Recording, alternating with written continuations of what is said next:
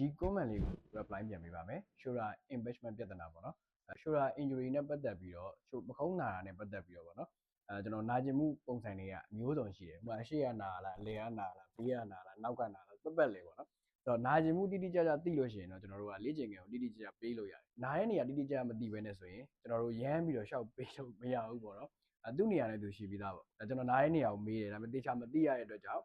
ဒီကျွန်တော်လုပ်မဲ့ test လေးရင်လုပ်ကြည့်ပါဘယ်ဘက်ကနာဆိုရင်ဘယ်ဘက်လက်လေးကိုညာဘက်ပခုံးပေါ်တင်ပြီးတော့ဖြည်းဖြည်းချင်းမြောက်ကြည့်ပါမြောက်ရင်းနဲ့အပေါ်မြောက်လေးနာလေးဖြစ်လာလိမ့်မယ်ပေါ့နော်နာလေးဆိုရင်ဒီလေ့ကျင့်ခန်းကိုဆက်လုပ်ပါအားလုံးပဲမင်္ဂလာပါကျွန်တော်ကတော့နေ့စဉ်ဘဝအနေတိုင်းလှုပ်ရှားမှုပုံစံမှန်တာတွေအကြောင်းဖြစ်တဲ့ဒူးနာခါနာပခုံးနာစကြောတက်စတဲ့ဝေဒနာတွေကိုသိပ်ပန်နေကြလေ့ကျင့်ခန်းနည်းစနစ်များဖြင့်တက်တာပြောင်းပြုလုပ်ပေးနေတဲ့ rehab ပုံစံISO ပဲဖြစ်ပါတယ်ခင်ဗျာပထမဆုံးကျွန်တော်နေရန်လေးမှာဖြစ်တိုင်လေးမှာဖြစ်ကျွန်တော်တို့နေရန်နဲ့ဘေးချင်းကရရှင်ရလိုက်မယ်ပြီးရင်ပခုံးနဲ့ level တိုင်းမှာတထောင်လေးကိုထားတယ်လက်ဖက်နှောင်လေးကတ်ထားတယ်ဒီပုံစံတိုင်းလေးဖြစ်လိမ့်မယ်ပေါ့နော်ဒီပုံစံတိုင်းလေးဖြစ်ပြီးတော့ခန္ဓာကိုယ်လေးကိုရှေ့နည်းနည်းလေးကိုင်းလိုက်တယ်နည်းလေးပဲပေါ့နော်ဒီမှာတင်းတင်းလေးဖြစ်သွားပြီဆိုရင်ခန္ဓာကိုယ်လေးကိုလှည့်ပါလေရှူလေမို့ထုတ်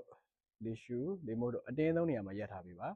1 minute 3 minute ပေါ့နော်ကိုရနိုင်တော့ရပ်ထားပေးပါတောင်လေးကိုအောက်ကိုနည်းနည်းပူချလိုက်မယ်ခုနပခုံးလေပဲတက်သွားတယ်ဒါအောက်ကိုတစ်စစ်ချလိုက်တယ်ပေါ့နော်ပြီးရင်ခဏတထောင်လိုခုနအတိုင်းပဲလက်ဖမိုးလေးရောတထောင်လေးရောချတာပြီးရှေ့ကိုနည်းနည်းလေးကိုင်းတယ်ကိုင်းပြီးတော့ခန္ဓာကိုယ်ရင်ဘတ်တွေရောအကုန်လုံးလှည့်လိုက်တယ်ပေါ့နော်နံရိုးတွေရောအကုန်လုံးလှည့်လိုက်တယ်လှည့်လေးတင်းလေးဖြစ်လိမ့်မယ်အဲ့ဒါလေးတူပါပဲ breathe in လေကိုကြာလေးထုတ်ပြီးရပ်ထားပေးပါဒါလေးလဲ1 minute 3 minute ဒီနှမျိုးလုံးတူသွားပါမယ်3ကြော့လောက်သွားပေးပါနောက်တော့ရွရွလေးဖြစ်နေမယ်ပခုံးလေးနောက်မိုးအောက်ကိုချထားတယ်ပြီးရင်လက်ကလေးကိုအပြင်ကိုလဲလိုက်တယ်ဒီနော်ပြီးရင်စီးကုံလေးညက်တာခါနာပါဆိုလို့ပြီးရင်တလန်းနှစ်လန်းလှမ်းပြီးသွားလို့ရှိရင်ကျိုးကဟိုဘက်ကိုဆွဲနေလိမ့်မယ်ဂျိုင်းနောက်တွေဒီနောက်တွေတင်းလာလိမ့်မယ်တင်းလာရင်ခဏရက်တာ5 second ရက်တာ5 second ပြည့်ပြီဆိုရင်ကျွန်တော်ဖြည်းဖြည်းချင်းကျိုးဆွဲတဲ့ဘက်ကိုလက်ကလေးကိုဖြည်းဖြည်းချင်းနေတော့အနေဆုံးလေးရနိုင်တဲ့လောက်နှင်းလေးပဲသွားပြီပါ